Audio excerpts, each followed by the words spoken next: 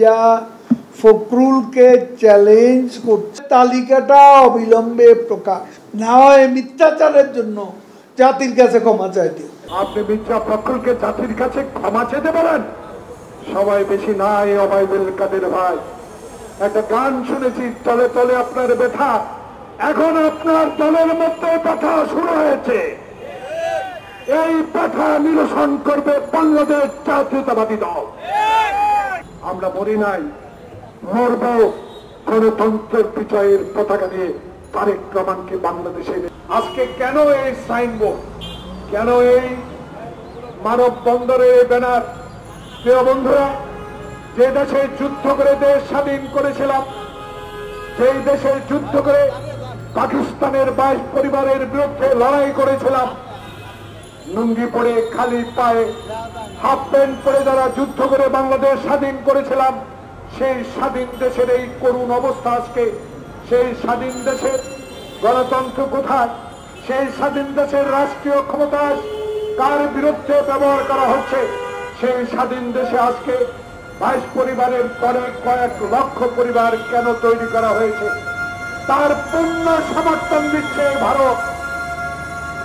যে ভারতকে আমি বন্ধু বলি, যে ভারতকে আমি অসীম সাহসিকতার জন্য, মুক্তিযুদ্ধের সমর্থনের জন্য বন্ধু হিসেবে ভাবি, সেই ভারত আজ পাকিস্তান থেকে আমাদের মুক্তি করতে সহযোগিতা করলে বাংলাদেশে এমন একটি সরকার, যেই সরকার পাথরের মতো বাংলাদেশের মানুষের বুকের উপরে দাঁড়িয়ে আজকে যে কলঙ্ক অধ্যায় সৃষ্টি করছে, সেই সরকারের সহায়ক সরকার বলে আজকে আপনারা দাবিদার এই ভারতীয় সরকার। তাই এই ভারতীয় সরকার যদি সত্যি তার দেশে গণতন্ত্রকে প্রতিষ্ঠা করেন, ভালোবাসেন, ওয়াই নট, কেন বাংলাদেশে এই অগণতান্ত্রিক সরকারের বিরুদ্ধে আপনারা সহায়তা করে যাচ্ছেন? কেন বিদেশ সচিবে সেই দেশে একজন দলের প্রধানকে হাসপাতালে গিয়ে নির্বাচন অংশগ্রহণের জন্য জবরদস্তি করা হয়? কেন সেই ভারত বাংলাদেশে গণতান্ত্রিক নির্বাচনের বিরুদ্ধে কথা বলে? সেই কারণে আজকে এই ব্যানারে বলা আছে, আমরা ভারতীয় পণ্য বর্জন করব।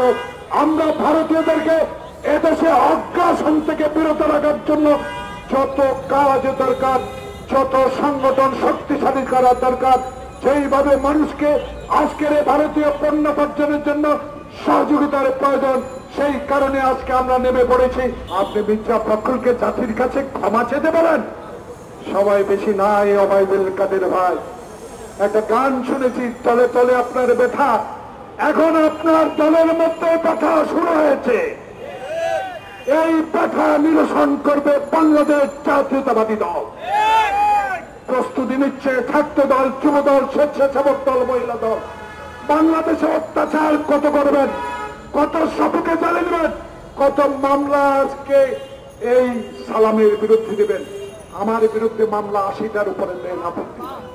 কিন্তু কথা দিয়ে গেলাম জাতির এই বিবেকের সামনে, আমরা মরি নাই, মরব গণতন্ত্রের বিজয়ের পতাকা নিয়ে তারেক রহমানকে বাংলাদেশে। খোদা হাফেজ, বাংলাদেশ। ধন্যবাদ।